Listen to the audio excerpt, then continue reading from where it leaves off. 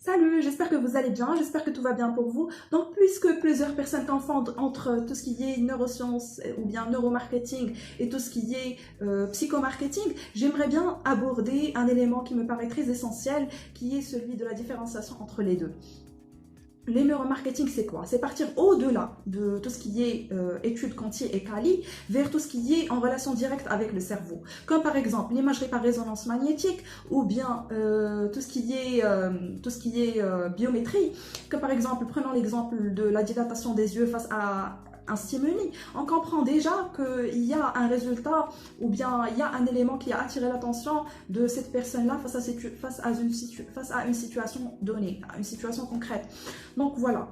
Deuxièmement, pour faire la différence entre les deux, bien sûr, les neuromarketing ou bien le neuromarketing, c'est un élément qui est ancré dans tout ce qui est psychomarketing.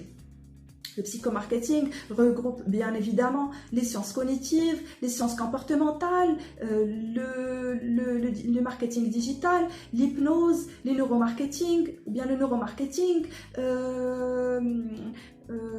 et la programmation neurolinguistique, l'analyse transactionnelle et le marketing direct et le copywriting. Donc voilà, ça d'une part. D'autre part, le psychomarketing, ça inclut la dimension de récurrence. Quand on parle de la dimension de récurrence, on parle forcément d'une spirale. C'est-à-dire, si on parle forcément d'une spirale, on parle de la spirale de valeur et on parle de la spirale de valeur et de persuasion, bien évidemment, dans ce cas-là.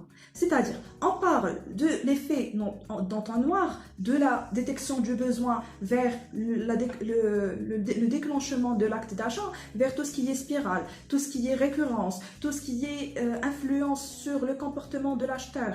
C'est-à-dire, influence qui dit influence du comportement de l'acheteur, dit redirection du prospect vers tout ce qui est direction voulue. Et si on dit direction voulue, on dit forcément acquisition de clients, fidélisation de clientèle et récurrence. Qui dit récurrence dit forcément que le client a été satisfait. C'est-à-dire qu'on met le client au centre de notre stratégie. Au centre de notre stratégie marketing, on fait tout pour acquérir ce client, pour le fidéliser et tout.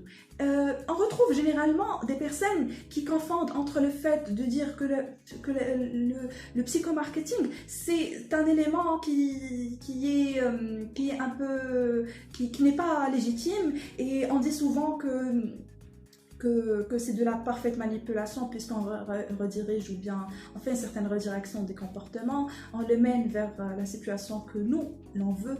Sauf que puisqu'il revient vers nous, c'est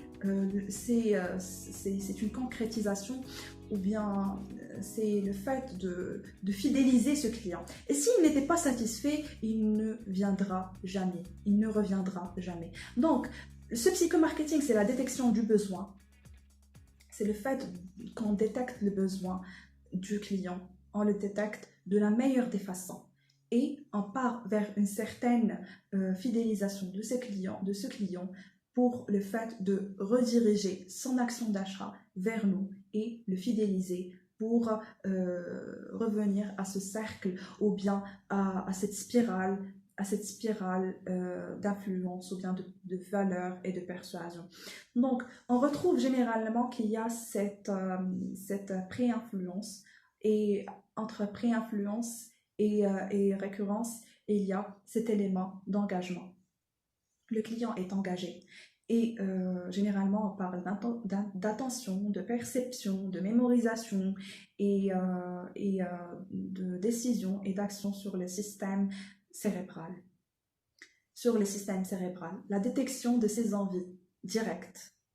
On parle de cet effet direct, puisqu'il y a une panoplie d'acteurs ou bien une panoplie de disciplines qui servent notre marketing. Forcément, on pourrait acquérir un certain chiffre d'affaires qui dépasse ce précédent, les chiffres d'affaires précédents que l'on avait avant d'entamer cette stratégie de psychomarketing. Donc, j'espère que cette vidéo vous a été intéressante.